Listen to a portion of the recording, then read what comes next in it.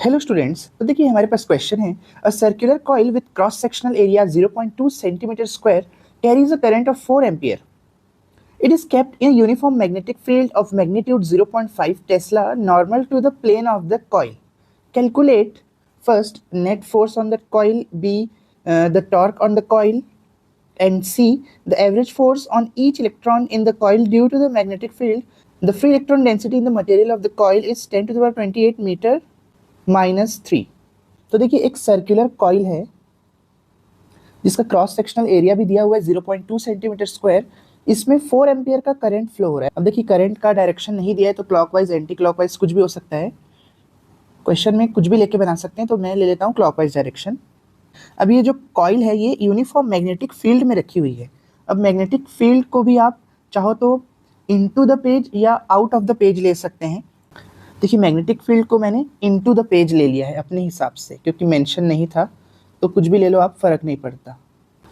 अब देखो अगर आप थोड़ा 3 डायमेंशन में सोचोगे तो अगर एक प्लेन ऐसे रखा हुआ है तो मैग्नेटिक फील्ड जो है वो ऐसे है, मतलब कि प्लेन और मैग्नेटिक फील्ड के बीच का एंगल 90 डिग्री है, क्योंकि लिखा हुआ है कि जो मैग्नेटिक फील्ड है वो प्लेन ऑफ द कॉइल के नॉर्मल है, यानी 90 डिग्री पे है. तो ये डायग्राम यही शो कर रहा है कि जो कॉइल है वो मैग्नेटिक फील्ड से 90 डिग्री पे रखी हुई है. अब सबसे पहले अपन निकालते हैं कि नेट फोर्स क्या लग रहा होगा इस पे. अब नेट फोर्स निकालने के लिए पहले तो मैं आपको एक चीज़ समझाता हूँ कि देखिए वैसे तो ये सर्कुलर कॉइल है, लेकिन अगर अपन इसका एक एकदम छोटा सा हिस्सा लेंगे, ये छोटा सा हिस्सा, इसको अगर अपन एक स्ट्रेट वायर के जैसे मान लें, तो इसके लिए पहले मैं फोर्स निकालता हूँ. अब इसके लिए फोर्स निकालने के लिए देखिए मुझे क्या करना होगा. मैं अपने लेफ्ट हैंड को इसके अकॉर्डिंग अरेंज करूँगा, क्योंकि लेफ्ट हैंड रूल मुझे लगाना पड़ेगा. तो देखिए ये जो थंब रहता है वो फोर्स के डायरेक्शन को शो करता है, इंडेक्स फिंगर जो रहती है वो मैग्नेटिक फील्ड के डायरेक्शन को शो करती है, और मिडिल फिंगर जो है वो करंट के डायरेक्शन को शो करती है. तो देखिए ये मेरा करंट का डायरेक्शन है. ये इंडेक्स फिंगर को मैं अंदर की तरफ कर देता हूँ, जो कि किसके डायरेक्शन को बता रही है, मैग्नेटिक फील्ड के डायरेक्शन को. तो देखिए जो मेरा थंब है वो अपवर्ड पॉइंट आउट कर रहा है, देखिए ऊपर की तरफ. तो जाहिर सी बात है जो यहाँ पे फोर्स रहेगा वो फोर्स आउटवर्ड रहेगा, आउटवर्ड. ठीक है. इसी चीज़ को अगर मैं इधर निकालूँ, मान लो इस हिस्से के लिए, तो फोर्स इधर रहेगा. यहाँ निकालूँ तो इधर हो जाएगा, यहाँ निकालूँ तो इधर, वैसे ही इधर. देखिए सभी डायरेक्शन में फोर्स जो है वो इक्वल एंड ऑपोजिट है. तो इस कारण क्या होगा, जो हमारी जो कॉइल है उस पर नेट फोर्स जो है वो ज़ीरो हो जाएगा. तो पहले का आंसर यही है कि जो नेट फोर्स रहेगा कॉइल पे वो ज़ीरो रहेगा, क्योंकि इक्वल एंड ऑपोजिट फोर्स एक दूसरे को कैंसल आउट कर देंगे और नेट फोर्स आ जाएगा ज़ीरो. पार्ट बी में क्या पूछा है, टॉर्क ऑन द कॉइल. देखिए टॉर्क क्या होता है, ऐसा फोर्स जो कॉइल को पूरा रोटेट करवा दे. अब फोर्स ही नहीं लग रहा है तो टॉर्क भी ज़ीरो होगा, लेकिन अपन इसको मैथमेटिकली भी सॉल्व कर लेते हैं. तो देखिए टॉर्क का फॉर्मूला क्या होता है, tau is equal to M cross B, जहाँ एम क्या रहता है, देखिए मैग्नेटिक मोमेंट. मैग्नेटिक मोमेंट कैसे निकालते हैं, तो मैग्नेटिक मोमेंट के लिए right hand thumb rule apply किया जाता है. तो देखिए right hand thumb rule apply करने के पहले मैं टॉर्क को एम बी साइन थीटा के फॉर्म में लिख लेता हूँ.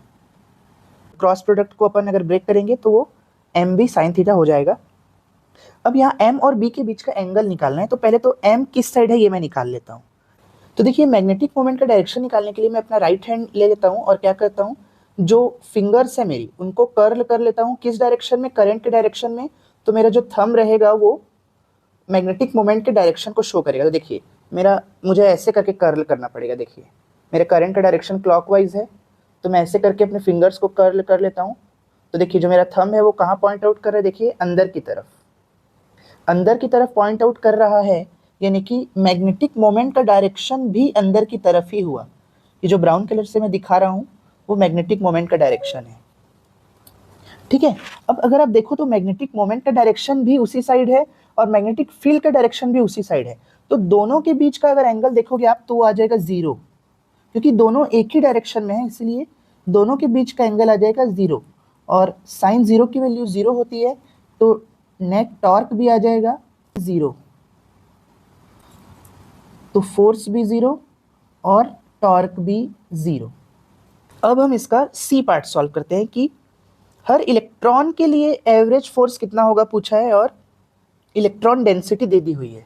तो चलिए सबसे पहले तो मैं ये लिख लेता हूँ कि हमारे पास क्या क्या डेटा है, क्योंकि सी पार्ट को सॉल्व करने के लिए हमें सभी डेटा का यूज़ करना पड़ेगा। तो सबसे पहले तो मैं लिख लेता हूँ कि एरिया दिया हुआ है 0.2 सेंटीमीटर स्क्वायर। तो देखिए 0.2 और सेंटीमीटर को मीटर में बदलेंगे तो आ जाएगा 1/100, और सेंटीमीटर का भी स्क्वायर है तो इसका भी स्क्वायर कर देते हैं, तो ये आ जाएगा 0.2 इंटू 10⁻⁻², और उसका भी स्क्वायर, तो फाइनल में लिख लेता हूँ 0.2 into 10⁻⁻4 metre square. Metre square में चेंज हो गया। अब देखिए करंट भी दिया हुआ है 4 एम्पियर का, मैग्नेटिक फील्ड का मैग्नीट्यूड भी दिया हुआ है 0.5 टेस्ला, फ्री इलेक्ट्रॉन डेंसिटी भी दी हुई है, यानी कि ये इसे हम n से डिनोट करते हैं, फ्री इलेक्ट्रॉन डेंसिटी 10⁻28 पर मीटर क्यूब, या फिर मीटर-3 ये भी लिख सकते हैं इसे। अब देखिए क्या निकालने बोला है, average force on each electron. तो इसके लिए हमें लॉरेंट्ज फोर्स का फॉर्मूला यूज़ करना पड़ेगा कि लॉरेंट्ज फोर्स से ही पता चलता है कि मैग्नेटिक फील्ड के कारण किसी चार्ज पार्टिकल पे कितना फोर्स लग रहा है। तो इसका फॉर्मूला होता है Q V क्रॉस B, और क्रॉस प्रोडक्ट को अगर फिर से मैं साइन थीटा के फॉर्म में लिख लूँ तो इलेक्ट्रॉन और मैग्नेटिक फील्ड के बीच का एंगल फिर से 90 डिग्री है, तो ये आ जाएगा QVB। अब देखिए ये वाला फोर्स जीरो नहीं होगा, क्योंकि ये हर एक इलेक्ट्रॉन पे लगने वाले फोर्स को पूछ रहा है, तो ये हर इलेक्ट्रॉन पे अलग अलग फोर्स लगेगा। नेट फोर्स जीरो था, बट यहाँ पे फोर्स जीरो नहीं है। तो इसके लिए देखिए कैसे निकालेंगे हम। अब देखिए इलेक्ट्रॉन का जो चार्ज रहता है उससे अपन E ले लेते हैं, इसकी वैल्यू भी हमें पता रहती है, पर इस वैल्यू की ज़रूरत अभी नहीं पड़ेगी, मैं बताता हूँ क्यों। और उसके बाद V, यहाँ पे इलेक्ट्रॉन जो है वो एवरेज वेलोसिटी दिया है, तो इसे अपन ड्रिफ्ट वेलोसिटी ले सकते हैं, और मैग्नेटिक फील्ड के लिए B। अब देखिए ड्रिफ्ट वेलोसिटी की तो वैल्यू नहीं दी हुई है, लेकिन हमें एक फॉर्मूला पता है करंट और ड्रिफ्ट वेलोसिटी के बीच का रिलेशन, ये होता है NAEVD।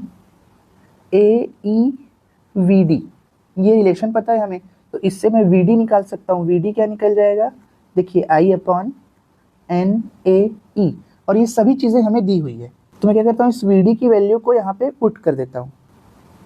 F = E, VD की जगह I/NAE, और मैग्नेटिक फील्ड की जगह B। अब देखिए इलेक्ट्रॉन के चार्ज को अपन यहीं से कट कर सकते हैं, इसीलिए इसकी वैल्यू रखने की ज़रूरत नहीं थी। तो फाइनल फोर्स आ जाएगा IB/NA। अब यहाँ से हम सभी वैल्यूज़ को रख के फोर्स निकाल लेते हैं। तो देखिए I दिया हुआ है 4 एम्पियर, मैग्नेटिक फील्ड भी दी हुई थी 0.5 टेस्ला, अपॉन N भी दिया हुआ है 10⁻28, और एरिया भी निकाल लिया था हमने 0.2 इंटू 10⁻⁻4। देखिए यहाँ दोनों एक एक डिजिट के बाद डेसिमल है, तो दोनों का डेसिमल अपन हटा सकते हैं। 4 × 5/2 इंटू 10⁻, देखिए 28 और 4, देखिए 28 में 4 माइनस कर देंगे तो आ जाएगा 24। तो 2 2 2 ज़ा 4, उसके बाद 2 5 ज़ा 10 अपॉन 10⁻24, तो यहाँ पे 10⁻1 - 24 करेंगे, तो जो फोर्स होगा वो हमारा आ जाएगा फाइनली 10⁻23 न्यूटन। तो ये रहा हमारा आंसर। तो अगर आपको मेरा ये सॉल्यूशन समझ में आया हो और अच्छा लगा हो तो वीडियो को लाइक और चैनल को सब्सक्राइब ज़रूर करें। Thank you.